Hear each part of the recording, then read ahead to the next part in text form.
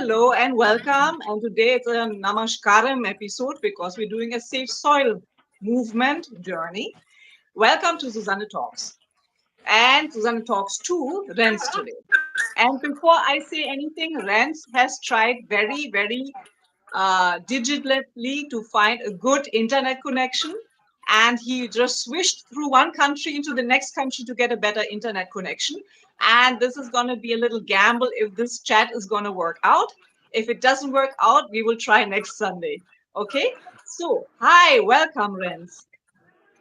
Thank you. Thanks for How do having me. Happy. Sorry, how do I pronounce your last name?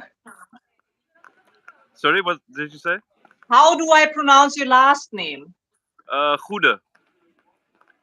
Goede. Okay, you're Yes. writing it Goede and it then is Goede. Yeah. Okay, Yeah. where are you Goede from? is actually American style. Okay, so where are you from? So I'm from Amsterdam. It's Okay, main city of the Netherlands. okay, This is also where I grew up and been raised in the area. great. So Netherlands is very green and very beautiful, and you're a gardener. What made you decide? Why do you think safe soil is needed? Because Europe looks all green and all okay. It is not looking like there's any problem. Well, when I was working in the garden, I really noticed that the way we approach the soil, it's not in tune with what life asks from us. So we would put chemicals into the soil to be able to grow plants, and this was actually the first point where I thought, okay, this is not right, because nature has provided a system which works already for millions of years, and now we're putting chemicals there. So Yeah, it seems here, seems counterproductive. Yeah, it doesn't seem like it's the right thing to do. But do you think the generation is only waking up to this now? Because I don't think we were thinking about soil before. I think we didn't looked at it at all. It was more like it's there and it works, and um, but now I don't know if people are waking up. But I do think that because we becoming more conscious of what's happening around us, we also see this situation in the soil.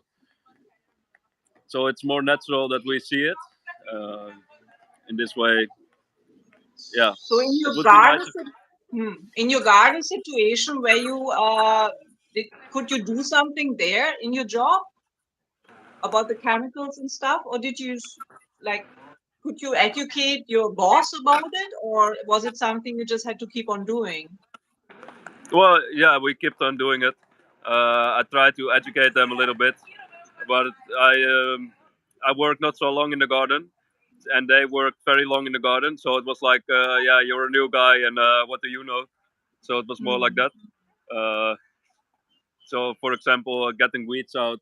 Um, I was saying, the weeds are growing because they want to keep the soil uh, healthy, and they want to make sure that there is something on the soil. And he was like, no, this is not true, and this should be out because it does not belong here. It was really like that. But I did realize because of this that something needed to happen about this soil. So were you connected to Sadhguru before, or was it somebody you didn't know about and you just saw the safe soil movement, or were you aware of Sadhguru before the safe soil movement? Yeah, I was aware before. So actually, I was working in the garden, and this year I got connected with him. And actually, the moment when I had like this fundamental of why we need to do this, this is actually the moment he launched the Safe Soil movement for the very first time. It was 1st of December, I think, 2021. And this made me realize, because of this fundamental knowledge that I gathered in this time in the garden, then I knew, okay, this is uh, this is something which could really work in the benefit of all humanity and the whole planet. Of course, the whole planet is maybe even more important. So I knew him already. Yeah. So do you think that like you decided to just take your bicycle and ride all the way from Netherlands and England, and from England all the way through Europe to India. I mean, there must have been people like your family. What was the reaction of your family and your friends? Uh, well, they're very supportive actually. Oh, So that's very nice. Um, I've had some more crazy ideas than this, and actually when I told my parents to do that I want to do this, they were backing me up immediately. uh-huh. Although of course, like as my parents, of course, they want to know that I'm safe and that I'm in a good space and that I eat well, and of course they want to know all this stuff. But like as a human being, they say, yeah, we need people who do such actions because without like such actions, we cannot move towards the next step. So in that kind of state, they're very happy that I'm doing this, and um, so yeah, it's of course it's a bit double, but in general they're backing me up and they're happy that I'm doing this. So that's amazing. I also really need their support, you know. Huh, yeah, you because I think I read somewhere about you. You're estimating this will take 2 years. Yes, Okay, approximately. I can't even imagine because right now we are in May. Okay, so when you're riding, you're kind of okay. But what will happen November, December? Where do you estimate? How do you plan such a long journey as well? How do you know where you will be at what time? Or is that flexible? It's quite flexible.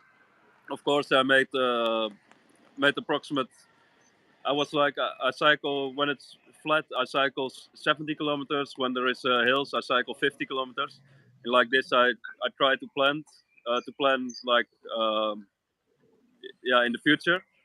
But it's quite flexible. I mean, I don't have a job anymore. I don't have a house anymore. So everything is like free. And if it would take 2.5 years, it's also fine. If it takes 1.5 year, it's also fine. So like that, It's I'm in awe, you know. So you quit your job and you took your whatever your savings you're having, and you just cycle from one country to the other. So where have you all been right now? So you started in London, and then you have worked your way down to where are you uh, today? yeah, I started in London indeed.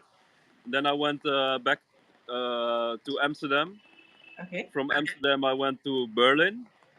Ah, Yeah, I visited some other cities in Germany as well, like Bremen, Hanover, Magdeburg, Wolfsburg, and then oh, I came into Berlin. From Berlin, I went all the way down to Cottbus, Dresden, then to wow. Prague. From Prague to Vienna. From Hmm. Vienna to Graz. To from there on to Ljubljana, and now actually I'm in Italy in Trieste. So I'm seeing the sea again. So what And happened in Slovenia? I saw a crazy. Anybody who's interested in following this journey live, you can find him Safe Soil Journey on Instagram, on Twitter, and on I think TikTok, wherever it is allowed. yeah, I've actually the most I use is Instagram, but I Okay. also have YouTube and TikTok, and I post on my personal Facebook page and Twitter also indeed, but I'm not very active on Twitter currently. Yeah, Twitter is an acquired taste. So, but if you want to follow his journey and if you want to see little vlogs he's doing, where he's stopping, what kind of funny stories he's encountering, or maybe even scary stories, like you were trying to take, it was raining in Slovenia and you wanted to take the train. And then what Yes, yeah. happened? Yeah, well, so I needed to take a train because there was last Thursday there was an interview with national television, and I Okay. was not. I thought initially I thought I just go and cycle very early in the morning, and then Uh-huh. I arrive in time. It was quite. It was still 90 kilometer cycle, so you need like 6 hours for that. But then it was completely rainy, and so I was like, yeah, it's impossible to reach there in 3 in the afternoon. So I took the train to Ljubljana because otherwise it would not be possible. But Okay. then there was further on the track, another train has like he got off the trail. Okay, it So just instead of derailed. It just went out. yeah, yeah. So Okay. anyway, I needed to step out and still needed to rush towards the television because otherwise I couldn't make it. So we cycled 10, 15 kilometers or something to catch another train, and then we went further. It was quite So you could make it to your engagement, yeah, to your interview. This sounds like what's happened to Sadhguru. You know, if you see some of his clips from the Safe Soil journey, some stuff that is being released now where he's saying, oh no, we don't have food because we have to rush. Because there's an interview, there's an engagement. So you're kind of having the same kind of pressure sometimes, you know, having to be somewhere. So Italy right now. And then do you think that the toughest part will be in the Arab countries because of the weather and the heat and the desert? I spoke to Natalie about this as well, and I think it's quite taxing. It's quite a challenge if you have to a bicycle in the desert. Like I was in Dubai for a long time, so I know when you're on a highway, there's a lot of sand and storm and everything, and your car goes like this. And I don't want to know what a bicycle will do. yeah. For me, it's also it's new terrain. I've never been in a desert. Okay, I've been in Death Valley, but we went with the car. So this is quite a new experience, and um, I have no clue how it will go there. But I do know there is another cyclist. He went through Saudi Arabia recently, and he was saying on his Instagram page that that mostly people are very kind there, and they want to help you out. So they just stop. If they see you, they will just stop and they will offer you water and some snacks. And Wow. so yeah, so I just hope this will also happen for me. Um, and I feel like if I make sure that Sadhguru's grace keeps on, then he will create safe passage for me also through the desert. Although of course it will be very challenging in points. Probably it will be the most challenging time of this lifetime. And but yeah, I'm actually looking forward to it to see what it will bring. And yeah, So it's do something people else. stop you? Do people stop you when you are having that safe soil on your bicycle, and you're wearing the t-shirt? Are people curious and come up to and ask you? Yeah, sometimes I do. Uh, Okay. it it does not happen so often yet. It's generally when I'm cycling, they won't stop me. But the moment I'm standing still somewhere, yeah, they're definitely interested. I see them looking for, hey, what's this guy doing? Yeah. What I generally do is because, for example, in Czech or Slovenia or in Germany, the language is not really mine, so I can talk some words, but not like fluent. So I Okay. just hand them a sticker, and there is a QR code on there, and I say you can read the website of Safe Soil just in your own language. So check it out. But mostly if they see the flag on the back of my cycle, uh, the mouth goes like this because there's a 30,000 What is kilometers this? somewhere. Yeah. Yeah. What is this? What is this guy doing? So you mentioned Instagram and other people who cycle. So you see, you get information there. There's like a community where people are exchanging information and helping each other. Natalie was saying that she got some stops on the way, like where she could stay overnight. Are you Yeah. having the same kind of experience? So far, it's not so easy in my experience to create place to sleep, and um, but I feel it. I don't know. It needs to work out a little better. Maybe I just need to put a little more effort into it. I try to do whatever I can, but I notice like for some reason people are busy or they just go out of the door or there is something going on all the time. So Yeah, because it's okay. other people have their lives, and you're just barging in with your safe soil for 5 minutes and then you're leaving again. So yeah, it is must be challenging. What kind of a bicycle you have? You have a special bicycle, or like the bicycle I had that wouldn't last from here to from Munich to my parents' house. You know, that's 200 kilometers. I think it would die on the way. So you Yeah. have a specialized bicycle there. No, no, actually not.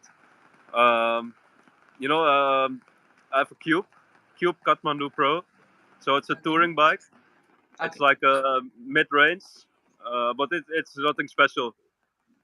For me, it's like I know how to ride with this bike because it's like I'm cycling this one for 2.5 years now. So I know the bike, I know what it can handle, but it's nothing. It's no special bike. It's not like with a roll of transmission. It's just with a chain and yeah. So It's it's pretty. heavy. Is it heavy? The bike with the Yeah. backs. With the backs, No. yes. Without the backs, no, no. So what are No, you I think okay, what is in your bag? What do you need? What is absolutely essential for you to have with you? yeah. I feel the most essential is my yoga stuff, Oh, and so my yoga mat, and this is essential. Of course, for the videos, my laptop is very essential to be able to edit them. Further, I have one bag. There is some kitchen supplies in there, so I have like a little stove and some herbs and some small stuff so to be able to cook. I have another bag. There are some parts in there, and there is some tools. Also to be able to, if something happens on the road, I can just fix the bike again. Acha, you can And do that yourself. You can fix your bicycle yourself if something happens to it. yeah, in some ways, yeah. Okay. Uh, I'm like a person. I just do it, and even if I don't know, I just take it off, and then I just try to put it in such a way that I can just put it back on, also in an easy way. So I'm definitely not an expert in this, but like I said, I just do things, and generally I manage to get it back on. So yeah, So you said you're cooking as well. I saw some videos on Instagram about that. And you're cooking mostly like nearly Indian style. So from where do you have the recipes? I don't actually. Oh, I just generally, actually I've been cook for 9 years. okay. So generally, I just walk to the store, and then my eye falls one time on a sweet potato, the other time on a pepper, the other, just like that, and I just grab what I think I need, and I just cook something with that. So there is Great. no recipe or nothing involved. I just do it from out the heart, and I've this I've like this saying: um, if you cook with your mind empty and your heart full, you cannot miss. It's always good. That's a beautiful line. Yeah. Yeah, If you cook with your mind empty and your heart full, you can't go wrong. yeah, yeah, Okay, just like that's a that. beautiful one. I had another chat where Ravi was saying he's even doing mantras when he's cooking, you Yeah. know, and there's something very soothing about it. I learned cooking only in lockdown, so for me, this is all new territory. So, cooking we covered, fixing the bicycle we covered, and what do you do? I okay, sorry, but what about personal hygiene? What do you do? Yeah, where do you go? Like if you're in the middle of nowhere, like uh, you find a place, there's always somewhere where you can go. What do you do? If in the middle of nowhere, Yeah, you mean, yeah. Basically, I also have my tent with me, so I can sleep there. Um, I saw you have but a little generally, tent. You have a tent as well, no? Where you can sleep in the night, just yes, as a yes, backup. yeah. So I just put up my tent, and basically I have some rice and some lentils with me, and mung beans and peanuts.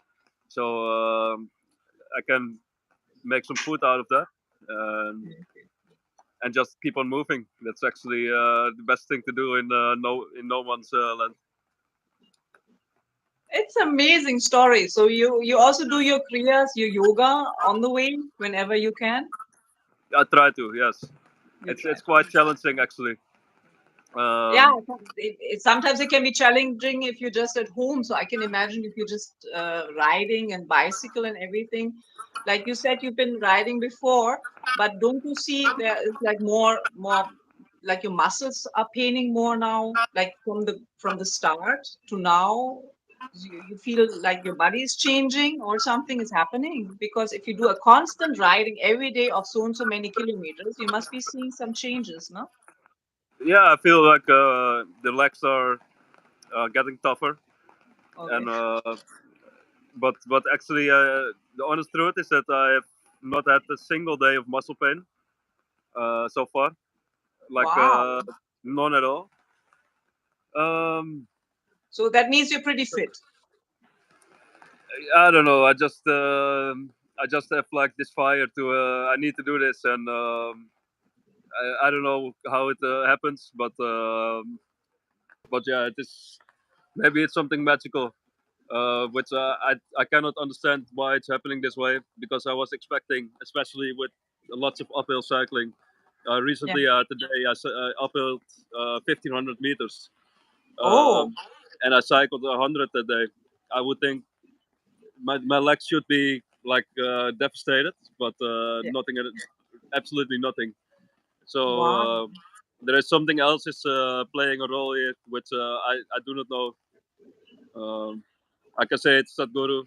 Probably he's involved also, uh, but That's yeah, amazing because I kept on asking Natalie as well, and I must be because if I have a tough dance training, my legs are screaming like in the night, and I have to put like a cream on it, there's like herbs or medicine or something. And both of you were saying, no, we're just cycling, and I'm like, okay. so this also goes for Natalie. She also is like this. She's also fine. Yeah. Yeah, And like she's 50. She's yeah. also another age category. And she's like, yeah, yeah, I'm just cycling. I'm like, okay, I don't know how you guys are doing it. This is just crazy and amazing and hats off. So what is next?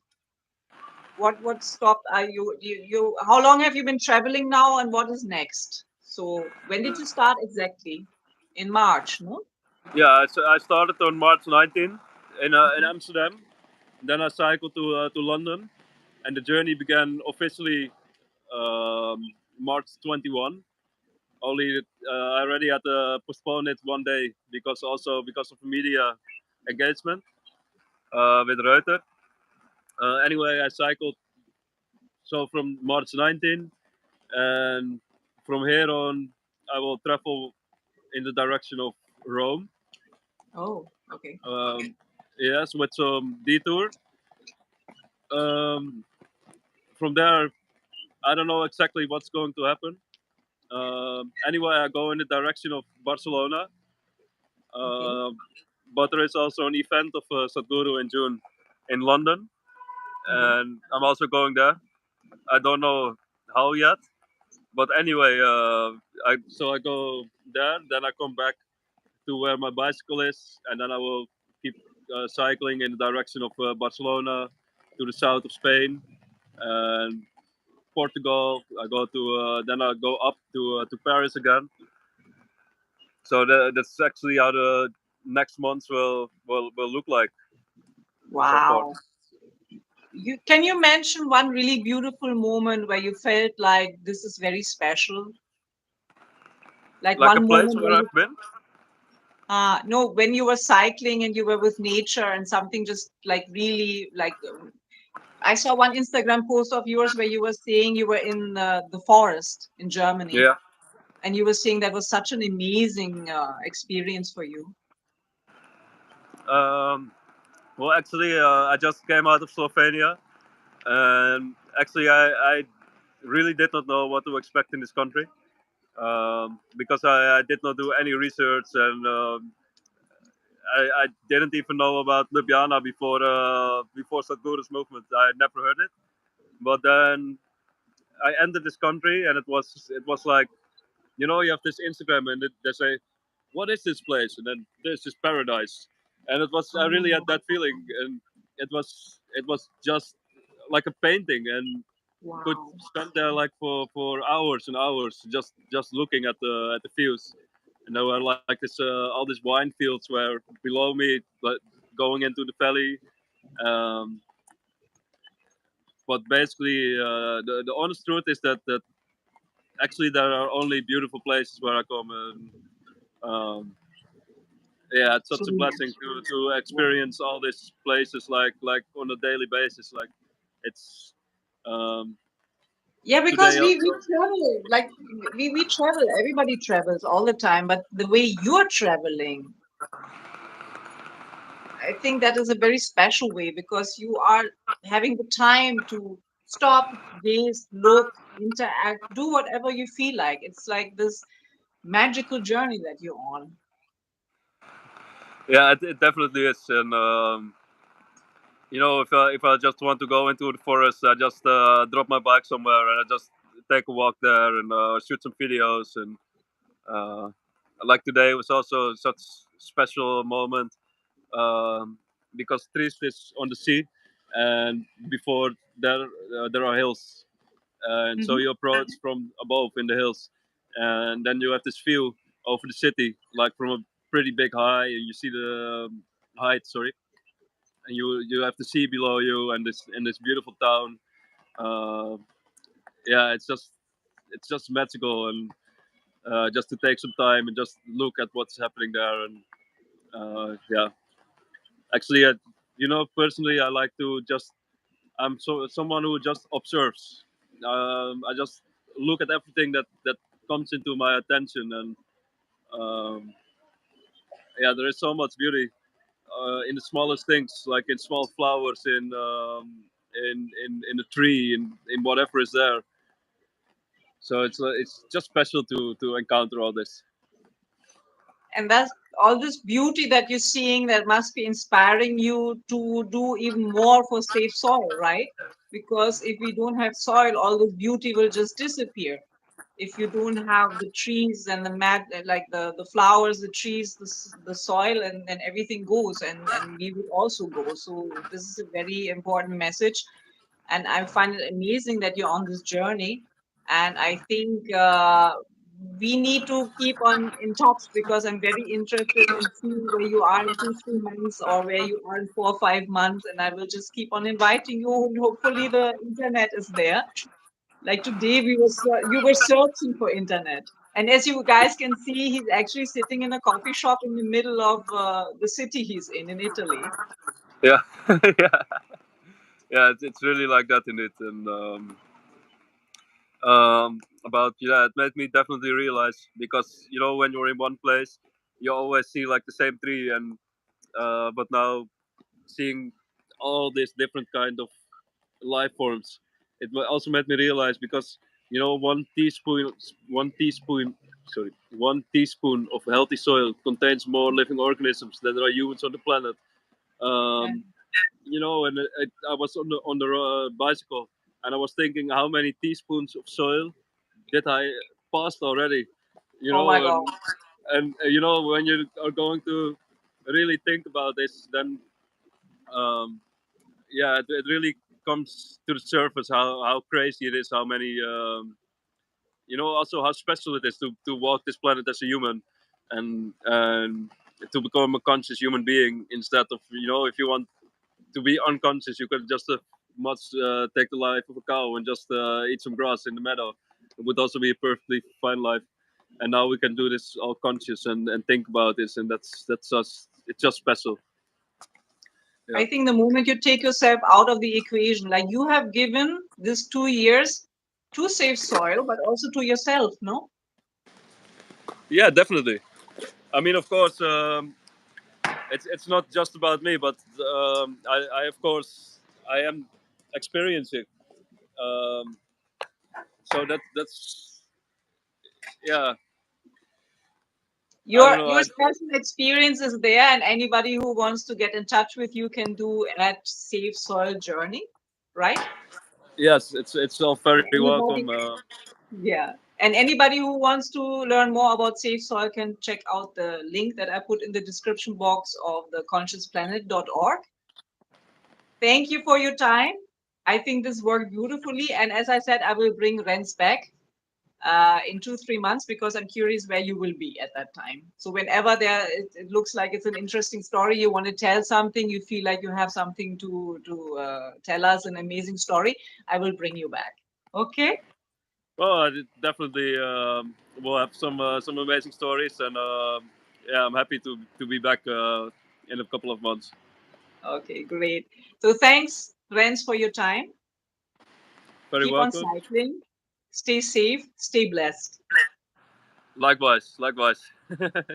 Okay, thank you guys. This worked better out than expected because we didn't know if the internet is doing it. I hope you enjoyed this chat. Please share and subscribe and like this video and share it. Share it for people who want to be inspired for safe soil, who want to know about the story. There is one chat with Natalie as well. This one is with Rens. And thanks for making the time, giving the time, and see you again next time. Bye.